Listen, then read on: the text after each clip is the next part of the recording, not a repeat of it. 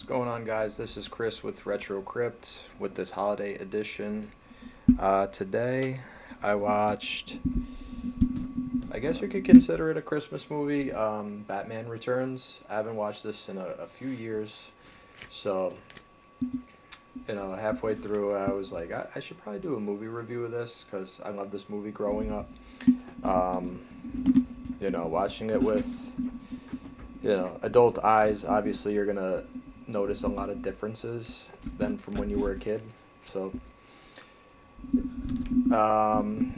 going in, watching as a kid, you're expecting an action movie with Batman, suspense, um, just a fun popcorn movie. But Batman Returns is most definitely different from the original Batman. Um, Mostly because it's very clearly a Tim Burton vehicle. Um, there's a lot of Tim Burton. The original Batman is very Tim Burton-ish in its own ways, but Batman Returns is definitely way more. You could notice a lot more of the Tim Burton influence and style in it. It comes a couple of years removed from Edward Scissorhands, so there's a lot of the Danny Elfman score.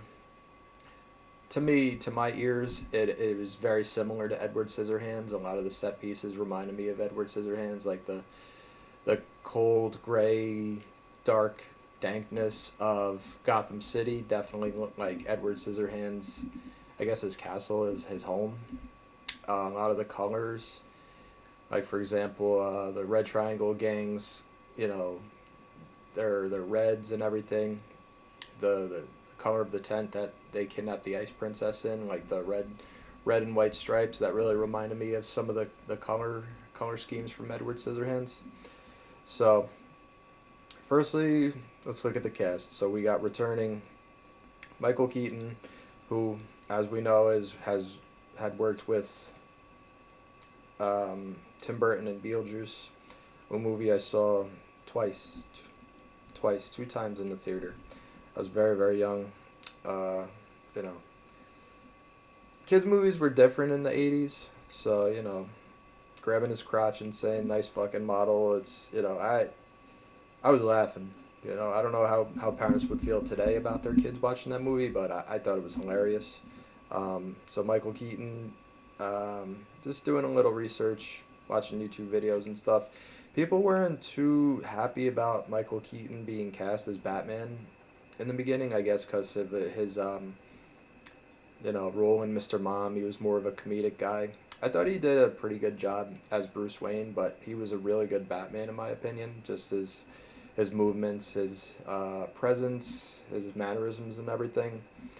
He would lift up people and drop them like in the fight choreography that he did was really good.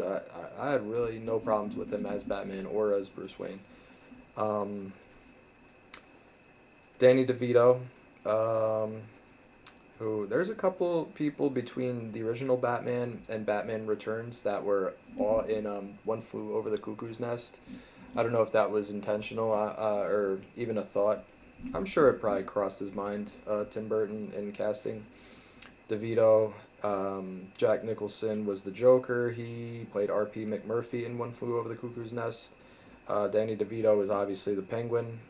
Also, the organ grinder, played by Vincent Schiavelli. He was also in Ghost. Um, he tragically died of lung cancer, but he was also in One Flew Over the Cuckoo's Nest. So we got three characters in two movies, all from um, a classic film. Michelle Pfeiffer, as Catwoman. She was in Scarface, Dangerous Minds. Well, this is Dangerous Minds is a ways off from this, but just using that as an example. But she was prior to this, she was in Scarface, A Beautiful Woman. Um, Great actress as well. Christopher Walken, who is amazing in anything he does. He was in The Deer Hunter. Obviously, a fantastic movie. If you've never seen The Deer Hunter, go check it out. The Dead Zone. We got The Kings of New York. Romance, small role in that movie, but very memorable. I recommend those. Wayne's World 2 also. He Christopher Walken's it up in Wayne's World. His mannerisms, his delivery of certain lines. Um, he's he his resume speaks for itself. He was also in Joe Dirt, which was a unexpectedly hilarious and great movie. I recommend, if you've never seen Joe Dirt, go check out Joe Dirt. Um, let me make sure. I was on a roll there. I just want to make sure I don't accidentally hit stop recording and don't notice it. So we got Michael Goff, I guess it's pronounced, who's Alfred. I believe him and Pat Hingle, who played Commissioner Gordon. So we got Alfred and Commissioner Gordon. They're the only two people that starred in all the original Batman movies. Um, so there's a little continuity there, even though I guess Batman Forever was kind of like a soft reboot almost. So was Batman and Robin. Both were weren't as good as the original two, but that's just my opinion. Batman Forever wasn't bad, but it was clearly like a movie built around Jim Carrey, kind of like Dumb and Dumber. How those two movies were just made for Jim Carrey to be Jim Carrey. Not a bad thing. I love Jim Carrey. He's great in everything. Christy Conway, who plays the Ice Princess, was apparently in Underworld as well. I don't remember her from that film. I'd have to go back and watch. I didn't really like Underworld when I first saw it, but then I watched it a couple more times and it really grew on me. So I like the Underworld films. They're cool. Michael Murphy, he's one of those guys like I believe his name is Clancy Brown. He's a prison guard in Shawshank. He played, I think, the stepdad in Pet Sematary too. He's like one of those guys where he's like in so many movies, but you like in preparation for this, like I remember him from his face and he's been in a million things, but you just don't know his name, which is no knock on him. He's a great actor, obviously. He was also in Shocker, which great horror movie, and he was in Private Parts, the Howard Stern movie. Um, Pat Hingle, as I mentioned, only know him from Batman, but he has a lengthy filmography, and he passed away in 2009. Paul Rubens, who, as we know, is Pee Wee Herman. He's been in a million things as well. Great in the 80s. Then he kind of got, I won't mention too much, but he got wrapped up with he got caught with his hands full. He played Oswald Cobblepot, aka the Penguin's father. Diane Salinger, who played Oswald's mother, they were both, her and Paul Rubens were like, friends in Pee Wee's Big Adventure.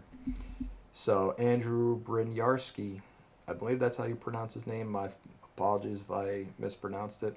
He's an awesome actor. He played Leatherface. He put his foot in his mouth. Personally, I don't care about what he said. I guess he said, he was the best Leatherface ever, and Gunnar Hansen, the original Leatherface, took exception to that, so they kind of like jabbed at each other after that. He was great in the remake of Texas Chainsaw Massacre. I really like that movie, so I have no qualms with him as Leatherface. He played Latimer, the the big roided up football player in the program. Again, I don't care if you do roids or did roids. Dude was jacked as hell. Personally, I don't care. That's not a knock on him when I said roided up.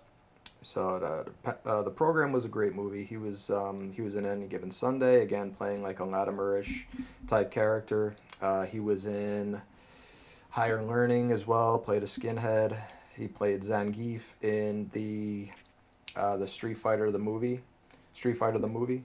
Okay, he was great in that. It was a fun popcorn movie. People hate on it, but I honestly loved Street Fighter the movie, and I will love it until the day I die. It had a great cast. The special effects were a little iffy, and like Blanca, it, it is what it is. It's a mid 90s action movie made out of a video game. So how much could you really expect? It was better than The Legend of Chun Li. Let's put it that way, which came out, in 2008 or 2009, which it was horrible. No offense. Branscombe Richmond, who played the clown who initially takes Selena Kyle hostage, and that's where she gets her taser. Bzz, bzz, bzz, bzz. So even though he had clown makeup on, I was like, that dude looks familiar. Like he really looks like somebody. So I looked up the cast. I was like, yep, I knew it was him. It was the Native American dude from that TV show, The Renegade. I haven't seen that in years. I think it used to air on USA. Um, so yeah, that's where she gets the taser from. Batman shoots the harpoon at him, and he's like, "Ah, you missed." And then he rips it out in a part of the building, like clobbers him in the head. Very cool scene. Rick Zumwalt. I never knew his real name because I just always called him Bull Hurley. He's the strong man from the Red Triangle gang. Um, great great villain and over the top. I don't know if you could really call him a villain. He was just an intense dude. Sean Whalen also, he played the newspaper guy. He's he played in People Under the Stairs, which is a great movie. If you've never seen the People Under the Stairs, I highly recommend watching that. Okay, so this movie was released in 1992, and it got mostly um, the movie itself overall got poor reviews, but like the I guess the cast performances got positive reviews. So like the movie as a whole, people were kind of like eh, but Catwoman's performance was great. Penguin's performance was great. I guess it was too sexualized for kids. It kind of seems like a movie that it didn't really know its audience. Like, is this appealing to adults? Is it appealing to kids? It's obviously more of a Tim Burton vehicle this time around, so it kind of appeals to his demographic. Like it's very artsy. It has its own Tim Burton esque vibe to it. So things like Selena talking to her cat about her sexual escapades. Oswald says he wants to fill his image consultant's void. Talking about his French flipper trick again, not very kid friendly. Selena being brutally murdered by being thrown out of a window, plopping on the ground. Batman kills people, which he killed people in the comics. He killed people in the original Batman movie. There's a black dude at the end of the first Batman where he's putting it on Batman. He's whooping his ass. He's punching on him, and then Batman just kind of like pulls a Ryu. He does the grab him by the shoulders and foot in the chest and just like just basically yeets him right out of the bell tower. So again, I guess it's the manner in which he kills people, because in Batman Returns, as I mentioned before, the Red Triangle Gang strongman, aka Bull Hurley, you know, Batman stuffs a time bomb in his crotch and throws him in the sewer, and then he just blows him up, and you see pieces of him flying everywhere. So again, it's as a kid, I mean, what a kid's movie is in the 90s is obviously going to be different from what a kid's movie is today. Like, I don't really remember my parents saying that, hey, this is too violent. I mean, they let me watch RoboCop, for crying out loud. Like, my dad took me to see RoboCop in the theater, so they didn't really care too much about me seeing violent movies. Another aspect of this movie, watching with adult eyes, that I could see where parents may have had taken issue with was the manner in which Max Shrek gets killed. So basically, at the end of the movie, spoiler alert if you've never seen this, Selena, aka Catwoman, takes the taser and you know talks about giving him a holiday kiss and electrocutes him, and then Batman goes to find him a couple minutes later, and he's like charred to a crisp. Um, kind of, kind of dark. I'm not gonna lie. Watching it as an adult, it's very, very dark. There's obviously numerous homages, I should say, to the original TV series. So like Oswald's father, played by Paul Rubens, wearing a monocle. He's got a monocle. I think he was smoking with a like the little, I don't know what it's called, like a cigarette holder. I don't know if there's an official name. Drinking martinis. He's got Penguin has a hypnotizing umbrella. He's got a helicopter umbrella. Um, obviously there was not obviously, but there was a bunch of curses, like the mayor calls Max Shrek a son of a bitch. Catwoman says life's a bitch. She says bastard. Penguin says shit. Penguin is horny as fuck, talking about groping people. When he sees Catwoman, he's like, "Oh, this is just the pussy I've been looking for." So obviously he's pussycat, but we know where they were going with that. And then Catwoman says that Batman's becoming a fly in the ointment. And then Penguin says he has ointment. He's got unscented or unscented. So we know as adults what that means. So, plot summary. Essentially, Oswald Cobblepot is born to some wealthy parents who have certain expectations and image to uphold. So when their son is born deformed, they go and just toss him in a river, in like a creek. So he floats downstream, floats into the the defunct Gotham Zoo, gets adopted by penguins and is characterized by them.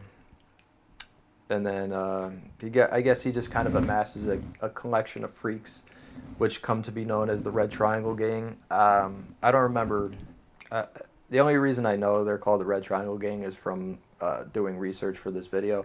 I don't remember them even using that name in the movie. So apparently they're called the Red Triangle Gang. And so they start kind of like a dark circus of sorts in the old Gotham Zoo. That's where Penguin's hideout is. And in that scene where they're kind of like zooming in, it's like very Tim Burton-esque. You could see like I think The Nightmare Before Christmas came out a year or two after that. It's very much like there's a giant paper mache looking crab that looks very much like it could have been in Nightmare Before Christmas. Just like the set pieces are very Tim Burton, obviously. So Selena, jumping ahead a little bit, Selena inadvertently discovers Shrek's plans to steal power from Gotham City using the power plant that he wants to build. The mayor of Gotham isn't too high on this idea. So again, Selena finds out about this plot, and then Shrek throws her out a window. She dies. The cats, after that, a bunch of cats come out of an alley and start chewing on her finger. She does this weird like eye twitching thing, like she's having a seizure, and then she, apparently that's how you get 9 lives. You die, and cats chew on your fingers, and you become Catwoman. Suspension of disbelief. Movies don't have to be realistic at all, but I just, watching that as an adult, I just thought it was funny. So they, trying not to jump ahead too much. So basically, Oswald and Max form an uneasy alliance because Oswald is trying to frame. Basically, he's blackmailing Max because he wants to become accepted into the upper echelon of Gotham City's elite. So he's using, the plans that were, apparently shredded by Max. So he's got his plans uh, from his company that say about how he's gonna build this power. What is it? I forgot what it's called. Like a power plant. So he has his dead partner's hand with him, Max's dead partner's hand, who Max murdered him, apparently. So pretty much the Penguin is going to expose him. And then I guess they strike up an alliance, and then Max orchestrates a plan to kidnap the mayor's baby and have Oswald save him, so he comes up looking like roses, and then he could run for mayor. So he could pretty much, they're playing off of each other, you know. If Max gets Oswald to become the mayor, to usurp the mayor that he hates, then they both could have their way with the city. So there's a lot of tension I found between Batman and Catwoman. So she doesn't really know, if she wants to kill him or bone him, or I don't know what. But they're fighting, and I guess she's kind of just like manipulating him essentially. So I guess it's a good way to get she's like mind fucking him essentially. So then the Penguin and Catwoman, they strike up a deal as well to try and take care of Batman. They set him up by killing the Ice Princess and hacking the Batmobile, trying to turn it into like an H-bomb on wheels. So Batman, obviously he's Batman. Come on, he one-ups the Penguin, and he's able to get out of the Batmobile without it blowing everything up. And so Batman pretty much plays some unflattering clips over the PA at one of Oswald's press conferences, which calls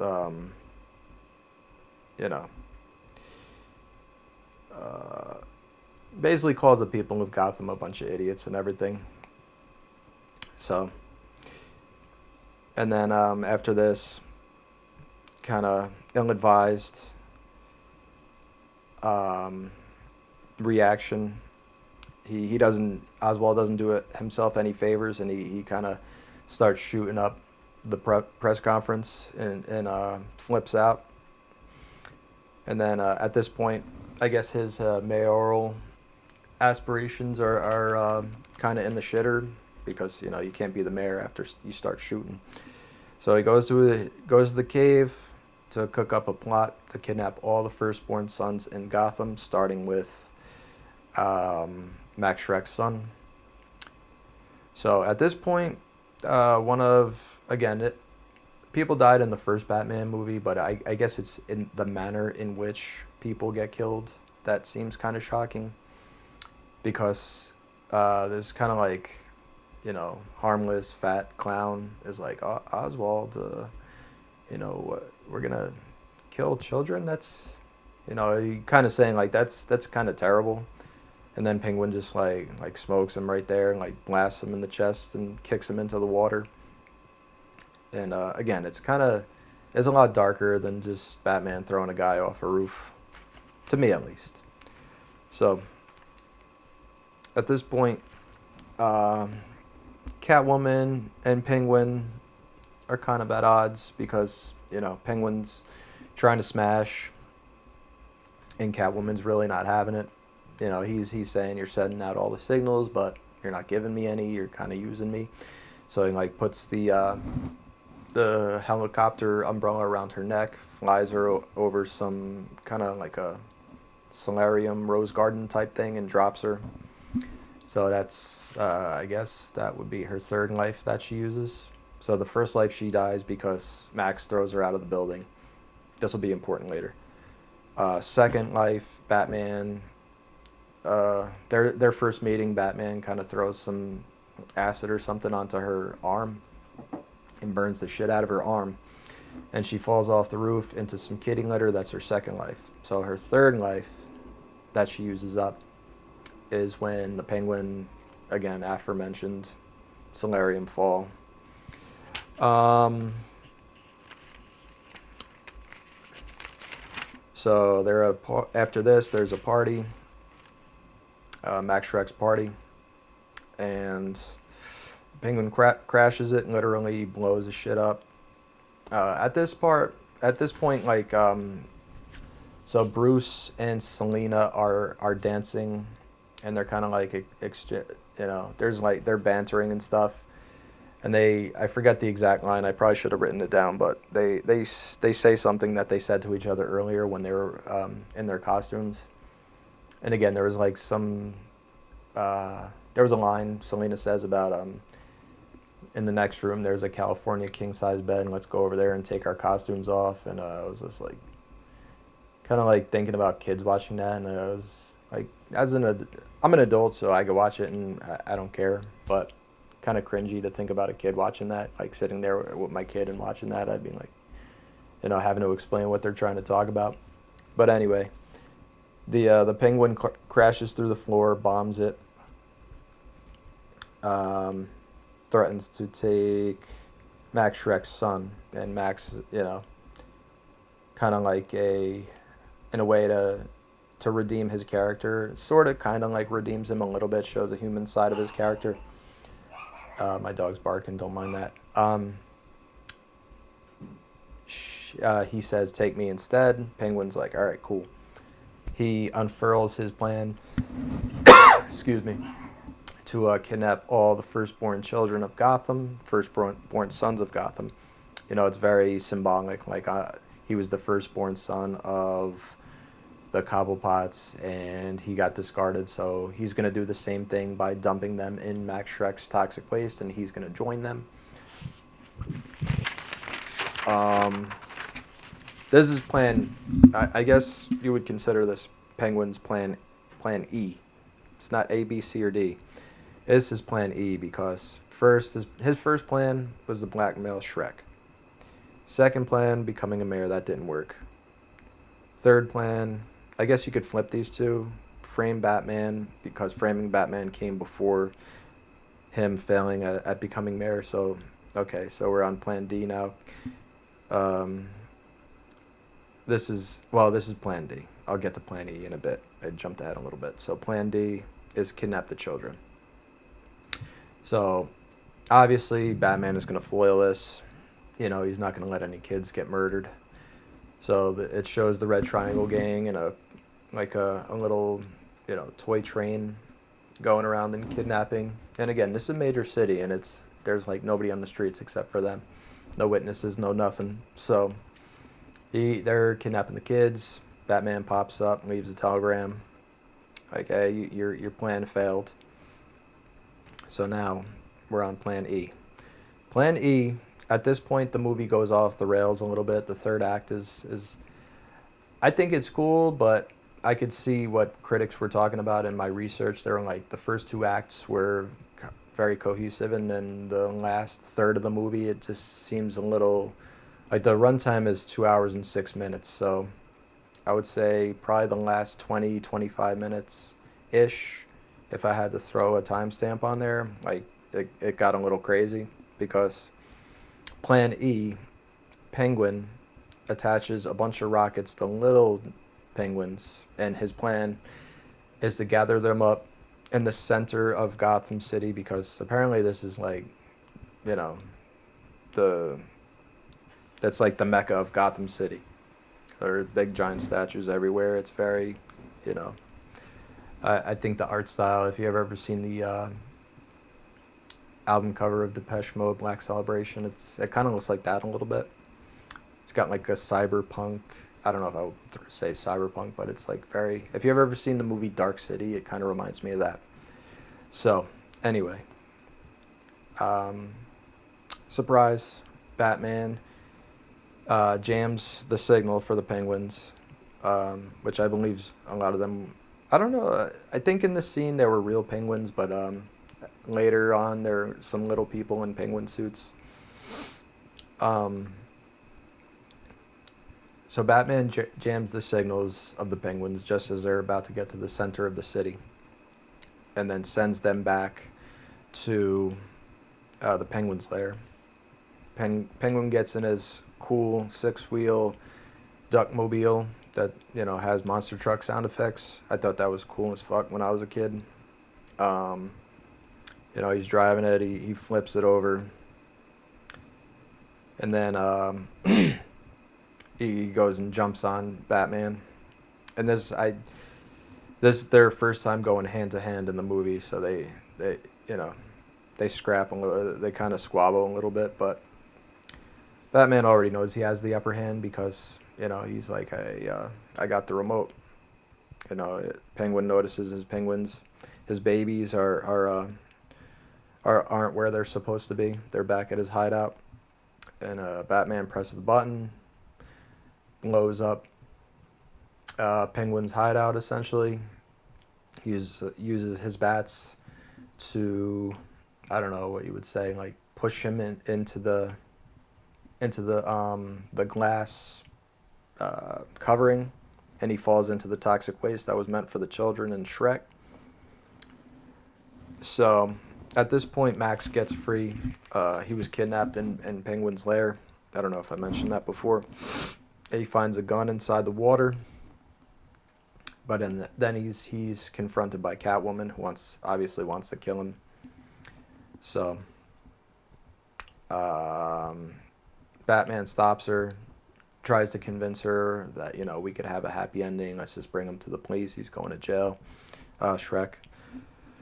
So Shrek shoots Batman, shoots Selina 4 times. So again, before I was mentioning the first 3 lives. So Shrek kills her 1 time, then Batman kills her, then Penguin kills her, and then I guess each bullet counts as a life. So he shoots her 4 more times. Goes to shoot her again. She has 2 more lives left. This will be important later. So, she talks about giving him a holiday kiss, takes the taser out, and again, like, there's a lot of tongues in this movie. Again, with the sexual tension and kind of like the overboard sexual tension that I was mentioning earlier. Like, Catwoman is like suggestively licks Batman's mouth, and you could see like the saliva and everything. So she gives him a holiday kiss, gives him the tongue, grabs an electric wire, barbecues Shrek, and then he's dead. He could have carried the whole movie by himself, to be honest, because I mean it's Christopher Walken. He's amazing. He could have been the only villain, and I would have been perfectly happy. So the penguins, these are the penguins, the little people in penguin suits. You could tell they kind of ferry. They Paul Bear Oswald into the water. They like ferry him into the water. You can see there's like a little black ramp that like floats. My wife actually noticed this. There's like a little ramp that kind of like you could tell he was on a ramp, and it goes in the water right before him. I don't know if you could consider that an editing mistake, but just something that we both noticed. So he's dead. Penguin is dead. Shrek's dead. Batman goes looking for Shrek to bring him to justice. He finds him fucking barbecued and looking like the Crypt Keeper. So he's gone. So they kind of fade out. It's a ways later. Bruce is driving. Well, Alfred's driving Bruce, chauffeuring Bruce around, and Bruce thinks he sees Selina, but he finds her cat instead. So, they talk a little bit. They're like, maybe all is well that ends well. It's just meant to be, yada yada yada, cliche stuff, trying to bring the movie to a close, and then we see Catwoman in the background, which, you thought that was going to set it up for future movies with these characters, but nope. They 86 that because the negative reaction from parents and blah blah blah. The sexual innuendos and everything, I guess, were too much for a kids movie, so they punted to Joel Schumacher, who had some weird sexual innuendos himself in his movies, like the bat nipples and you know um, I remember Two Faces. I think it was played by Debbie Mazar and Drew Barrymore. They were kind of like sexualized. I don't care. I'm not like looking at it. You know, this was horrible. They're allowed to do this. I really don't give a shit. Entertainment is entertainment. I don't think everything needs to be completely sanitized.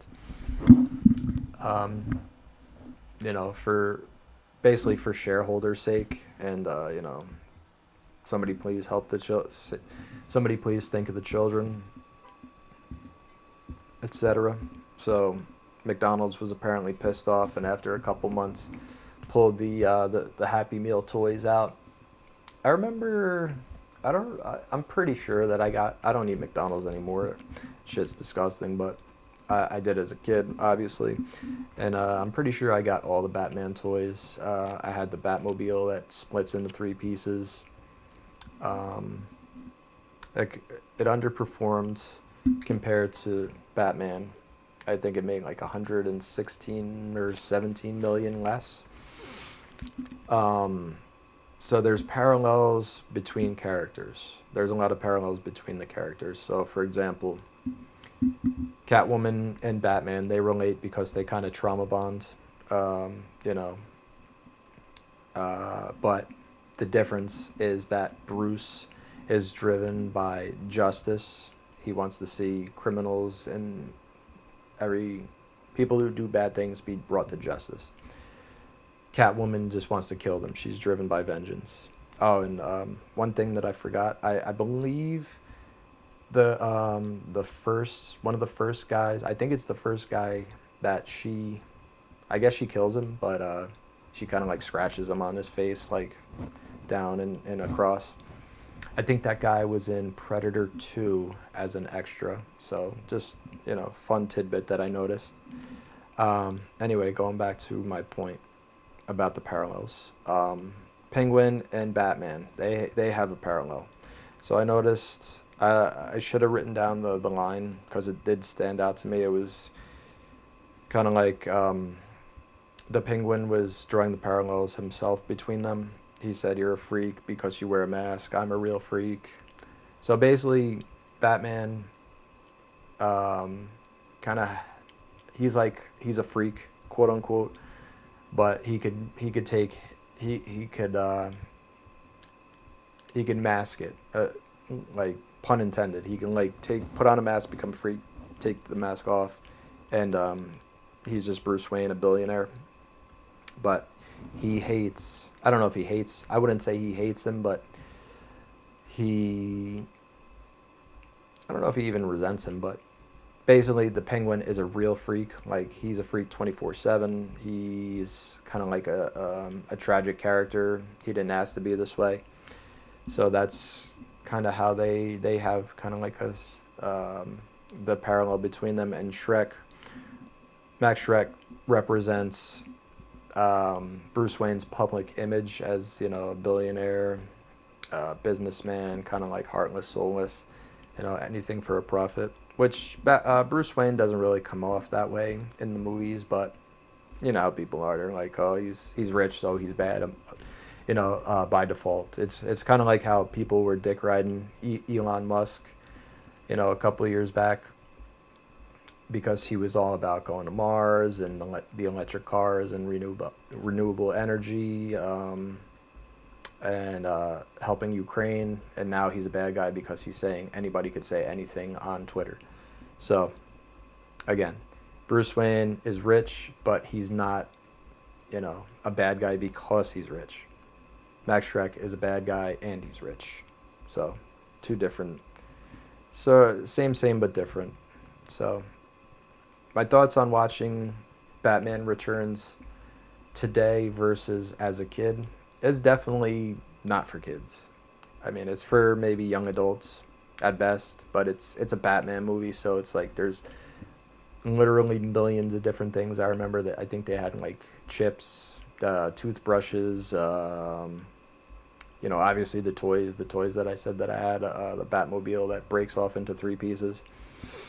So, but there's like a lot of sexual innuendo and cursing. There's like a sadomasochistic vibe with Catwoman, like suggestively, you know, throwing her whip around. She chokes the ice princess, and she's like,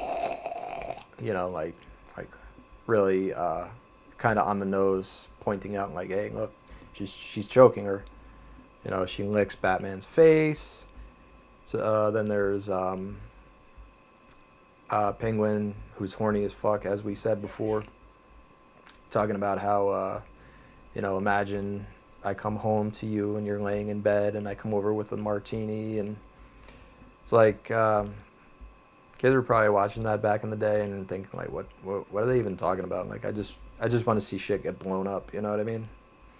So Catwoman, like her movements, like she's slinking around, her mannerisms, she has like a fuck me look the entire time. Like she's just very like she looks like she's ready for it at any moment, essentially. Like especially the in the Max Shrek party scene, the way she's looking at Bruce and getting close to him, very suggestive. So Tim Burton didn't want to return apparently unless he got substantial creative control, and that shows in the movie itself because it's very clearly a Tim Burton vehicle. So it's you could see the parallels between Batman Returns and Edward Scissorhands. Like a lot of the the I don't know if you would call it, like in the music, the Danny Elfman score. There's like kind of like a sad child choir thing going on. I don't know what you would call that. I guess that's what you would call it, a sad child choir. It's very creepy, very ethereal. Um, Set pieces are all very similar. The coloring. So the penguin ultimately falling into the toxic waste that was originally supposed to kill the children and Shrek was kind of a sad ending for a somewhat sympathetic and misguided character. So the penguin, he became, I guess it's like in society where it's like a guy that was abused as a kid goes on and kills people. Like, you know, obviously he can control what he does as an adult. So it's the same with the penguin. He's very sympathetic, and he's sympathetic in a way. Don't get me wrong. I don't condone what people do when they're an adult. Like if you get if you get abused as a child and you go on to kill a bunch of people, like, you know, you should be brought to justice. Whatever happens to you happens to you. But in the context of the film, he's just a sad, fat little guy. Like he was born deformed. He didn't ask for any of this.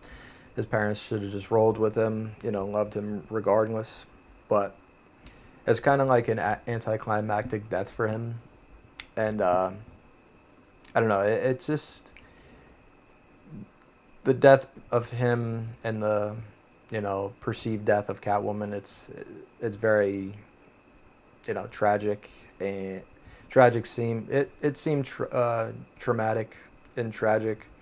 It was just sad. It wasn't like a fantastic death scene like the Joker. He gets tossed out of the building, and then you know you just hear his laughing box over and over again, which is kind of like a final fu to the audience. So um so yeah, the movie is kind of depressing, and how it's kind of pushing this whole you know being a misfit and never fitting in, etc. Like Oswald is born deformed. He'll never be accepted in society if his own parents won't even accept him. Selena is kind of like this loveless, sexless, can't get a man type woman. So it's like you, you end up feeling more bad for the characters, and you don't want to root for anybody. Like you don't even want to root for Batman because he's kind of like, I know you're a freak, but I gotta kill you because it's my job. You know, it's not like in Batman, the first Batman, where you're like, all right, Joker's bad.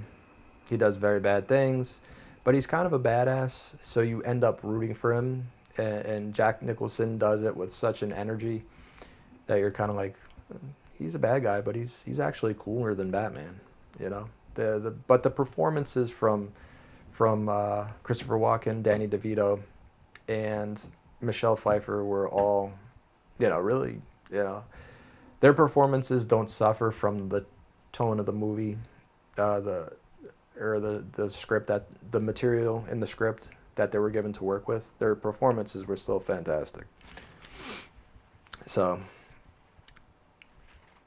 mm, so yeah, you end up not wanting to. Um, you end up wanting to root for the Joker because he's kind of like he's a badass. He does and says things that some people would want to do and say. Whereas you're like, I feel bad for the Penguin. I feel bad for Catwoman. You don't feel bad for Shrek. So again, he could have been like the arch villain of the entire movie and carried the entire movie by himself. But they obviously had to go with traditional Batman characters to carry the film. He was kind of just like a secondary antagonist. So yeah, let me know what you guys think. I thought Batman Returns when I was a kid was a great movie, and I still think it's a great movie. So I just wanted to jump on here and do that holiday edition because Batman Returns takes place during Christmas time. So like Die Hard, like you could even make the case for Full Metal Jacket because it kind of sort of takes place during Christmas. I don't know if I would call Full Metal Jacket a Christmas movie, but definitely Die Hard. What else? Well, we'll just go with the rule of three. Those three. So again, Batman Returns, definitely a Christmas movie. All right, guys. So thank you very much. I'll be back soon. Later. Oh, Merry Christmas. Happy holidays. Happy New Year. See you soon.